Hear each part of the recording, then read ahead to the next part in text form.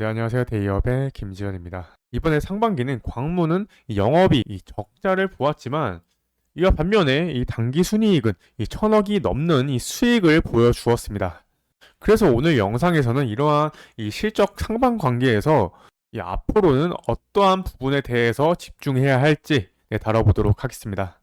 일단 광무의 뭐 좀 재무제표를 좀 보시면 이번에 이 상반기에 이 3월 달에 그러니까 1분기에 16억 그리고 2분기에 14억으로 이 상반기만 보았을 때에는 약 한 30억 원으로 이 작년과는 굉장히 좀 비교해서 못한 수치를 기록을 하고 있습니다. 뭐 이러한 수치가 나온 건 당연히 이번에 이 상반기부터 이 전기차가 이 수요 둔화가 좀 발생이 되면서 이 매출분이 이렇게 조금 많이 깎여 나간 걸로 판단을 하고 있는데요. 그런데 여기서 좀 신기한 부분이 있죠. 보시면 이게 2023년 이 2분기에도 뭐 해서 2분기부터 시작해서 쭉 이 영업 적자를 계속해서 봤는데 이번에 1분기와 2분기에 상당한 좀 당기 순이익을 기록하게 됩니다. 그래서 결국 이러한 유보율이 상당히 좀 많이 늘어난 모습을 확인할 수가 있는데요. 이러한 상승의 이유는 제가 여기다 표시를 해 놨는데요. 이 금융 수익 때문입니다. 네, 보시면 이 작년과 대비해서 금융 수익이 폭발적으로 좀 늘어나죠.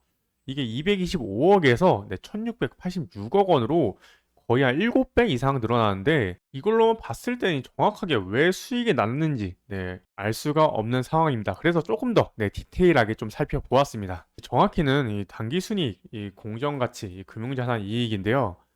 지난해 이 상반기인 이 179억 원에서 올해 이 상반기에는 693억 원으로 좀 증가를 했고, 그리고 같은 기간 이 파생 상품 이 부분이죠. 이렇게 이 부분이라고 할 수 있는데요.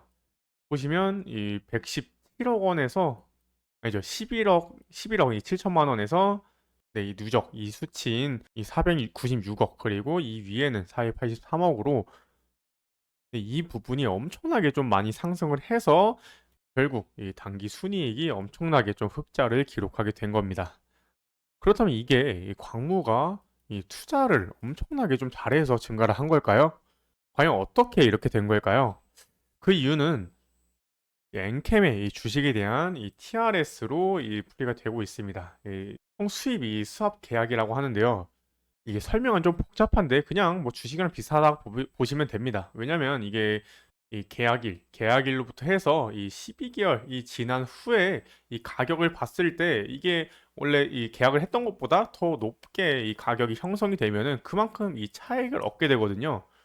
이게 엔캠이 자본을 조달하면서 리스크를 좀 최소화하기 위해서 좀 체결을 한 건데 이때 계약일 그러니까 이때 계약했던 이 금액이 약 한 6만 원대였습니다. 근데 이번에 이 6월 달에 이 가격이 거의 한 4배 올랐죠.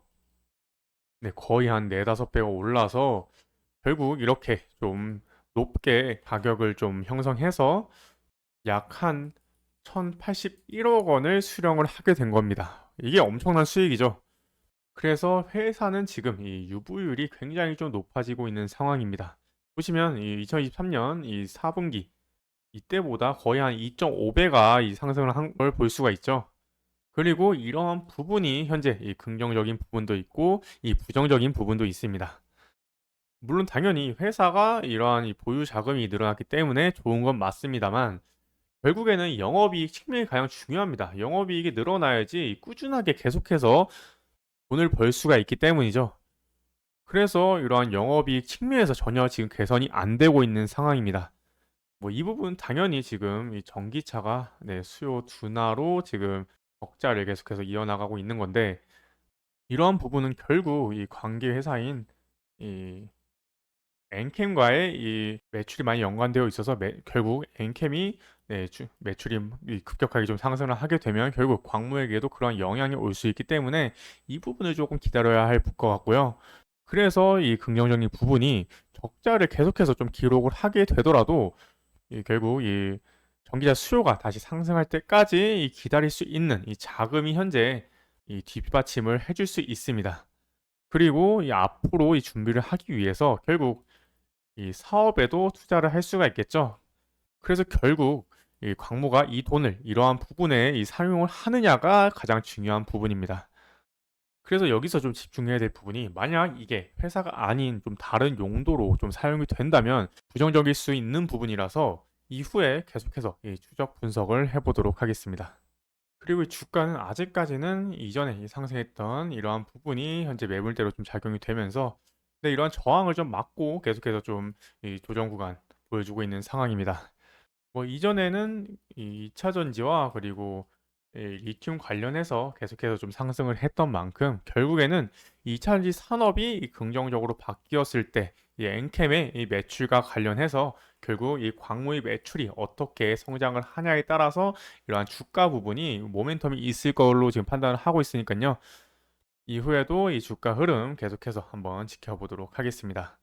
이 최근 한 달의 이 수급 상황으로는 개인이 굉장히 좀 많이 팔았어요. 많이 팔고 이 외국인과 그리고 이 기타 법인이 굉장히 좀 많이 사고 있다는 거 참고를 좀 해주시면 될 것 같습니다. 그럼 추후에 이게 이 외국인의 물량과 이 기타 법인의 물량이 어떻게 될지가 가장 좀 관건이다 보면 되시겠죠?